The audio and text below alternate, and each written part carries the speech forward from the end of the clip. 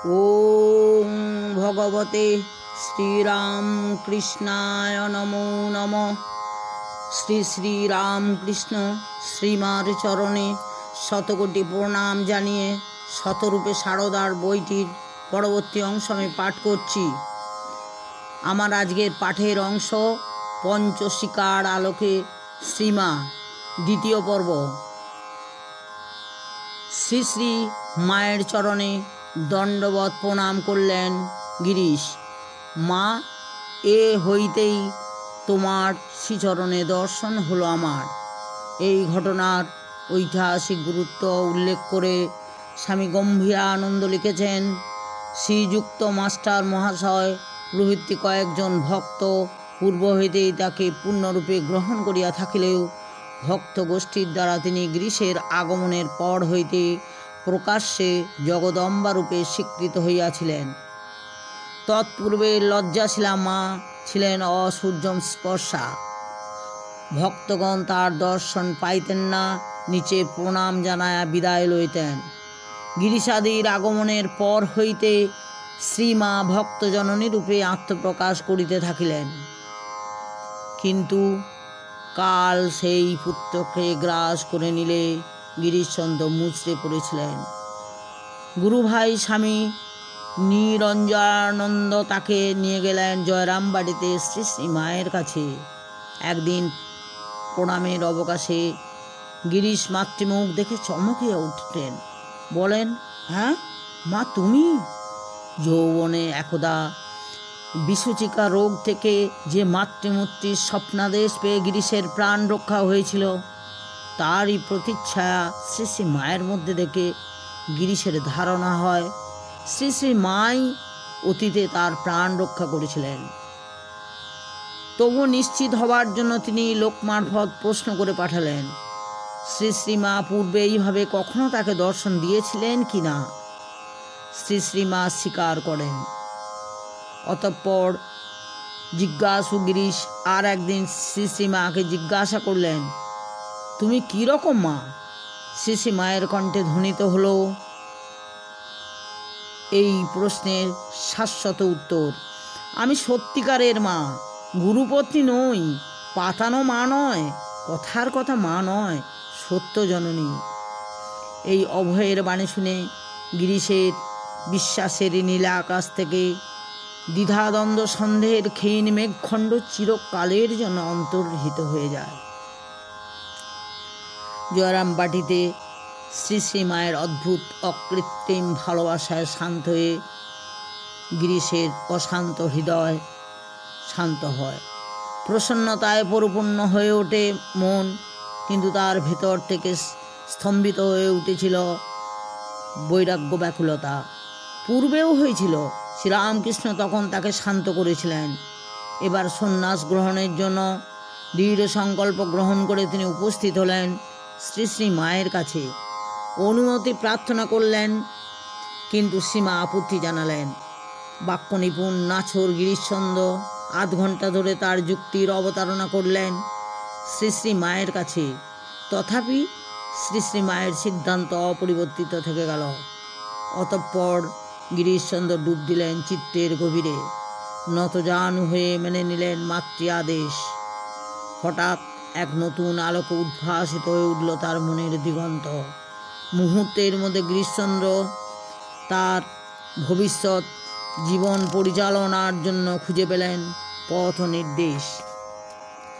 গিরিশ ফিরে পেলেন আবার সংসারে প্রাত্যহিক তার দিনচর্চার মাঝখানে। শ্রীরামকৃষ্ণের অলৌকিক চরিত্র অনুপম তার লোকশিক্ষার ধারাটি সম্মুখে রেখে মনোনিবেশ করলেন গ্রন্থ রচনায়। এই ঘটনা 1891 খ্রিস্টাব্দের। আমাদের এই সিদ্ধান্তের সমর্থনে পাই উদ্বোধন পত্রিকার মন্তব্য। এখন হইতে সম্পূর্ণ অন্য ব্যক্তি হইয়া গিরিশ কলিকাতায় ফিরিলেন এবং ঠাকুরের অলৌকিক চরিত্র ও শিক্ষা দীক্ষা লইয়া পুস্তক সকলের প্রণয়নে অবশিষ্ট জীবন নিয়োগ করিতে কৃত সংকল্প হইলেন। বছর 5 পরে শ্রীমা তখন সরকার বাড়ির লেনে হলুদ গুদাম বাড়িতে বাস করছিলেন। গিরিশ প্রায়ই সেখানে যেতেন শ্রী শ্রী মাকে দর্শন করতে।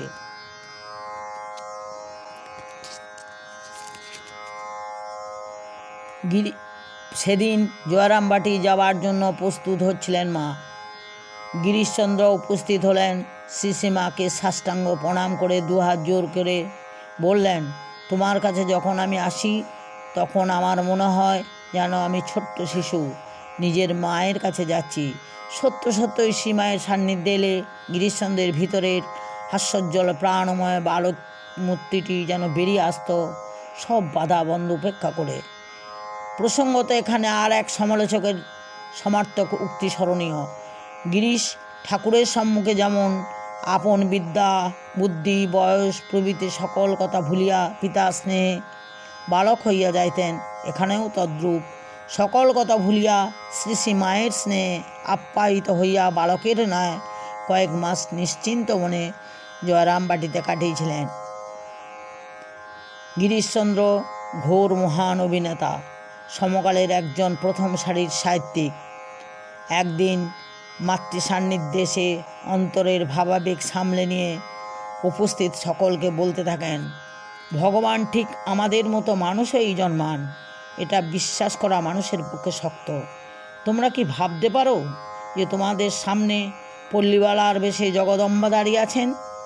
তোমরা কি কল্পনা করতে পারো যে মায়াময়ী সাধারণ স্ত্রীলোকের মতো ঘরকন্যা ও আর সব রকম কাজকর্মই করছেন, অথচ তিনি জগজ্জননী মহামায়া মহাশক্তি সর্বজীবের মুক্তির জন্য মাতৃত্বের আদর্শ স্থাপনের জন্য আবির্ভূত হয়েছেন।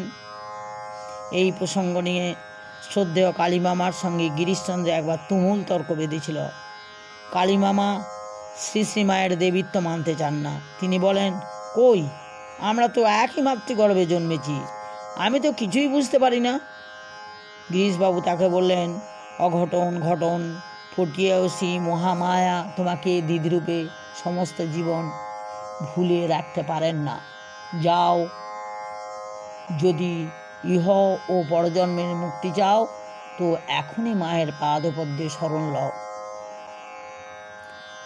1907 খ্রিস্টাব্দ গিরিশ তার বাড়িতে ঈশ্বর দুর্গা পূজার আয়োজন করেছেন। তার একান্ত বাসনা শ্রী শ্রী মা যেন তার বাড়িতে দুর্গোৎসবের সময় উপস্থিত থাকেন। কিন্তু শ্রী শ্রী মায়ের শরীর তখন ম্যালেরিয়া ভুগে ভুগে অত্যন্ত কাহিল, খুবই ক্লান্ত। শারীরিক কারণে তার পক্ষে কোথাও কোনো উৎসবে যাওয়া অসম্ভব ব্যাপার। চিকিৎসকেরও নিষেধ, কিন্তু গিরিশ বেঁকে বসেছেন। মা না এলে তিনি পুজো করবেন না, তাই গিরিশের বাড়িতে অবশেষে মা এলেন। শ্রী শ্রী মায়ের সম্মুখে কল্প আরম্ভ হলো। সেবার গভীর রাতে ছিল সন্ধি পূজার সময়, তাই স্থির হলো শ্রী শ্রী মা শারীরিক দুর্বলতার জন্য ওই সময় আসবেন না। এই খবর শুনে আশাহত গিরিশ মুহ্যমান হয়ে পড়লেন। স্থির করে ফেললেন সন্ধি পূজার সময় তিনিও আর পূজা মণ্ডপে যাবেন না। হঠাৎ গভীর রাতে খিড়কির দরজার শব্দ শোনা গেল। শ্রী শ্রী মায়ের মৃদু কণ্ঠস্বর, আমি এসেছি। গিরিশ ছুটে গেলেন, শ্রী শ্রী মাকে নিয়ে এলেন পূজা প্রাঙ্গণে। পূজা প্রাঙ্গণের উত্তর পশ্চিম কোণে শ্রী শ্রী মা দাঁড়িয়ে থাকলেন, আর ভক্তগণ এসে তার শ্রীচরণে পুষ্পাঞ্জলি দিতে লাগলেন। শ্রীমায়ের উপস্থিতিতে শেষ পর্যন্ত সম্পন্ন হলো সন্ধি পূজা। গিরিশচন্দ্র অনেক নাটক কবিতা গান রচনা করেছিলেন।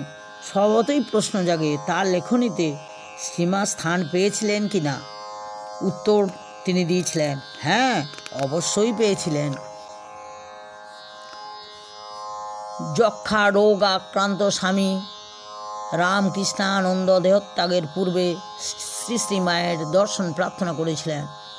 শ্রী শ্রী মা তখন জয়রামবাটিতে, সশরীরে না গিয়ে শ্রী শ্রী মা তাকে দর্শন দান করেছিলেন।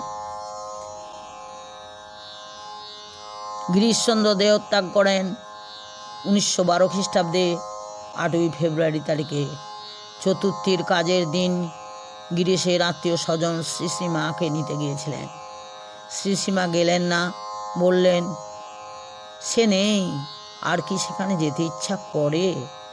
আহা, একটা ইন্দ্রপতন হয়ে গেল। কি ভক্তি বিশ্বাসই ছিল! বিশ্বাস ভক্তি সেই অমৃত শিখাটি আজও প্রজ্জ্বল এবং আরতি করে চলেছে জগজ্জননীর সীমাকে। আজকের পাঠ আমি এইখানেই শেষ করলাম। পরবর্তী অংশ পরবর্তী ভিডিওতে দেখতে পাবেন। আপনারা সঙ্গে থাকবেন, আমি তাহলে উৎসাহ পাব। নমস্কার।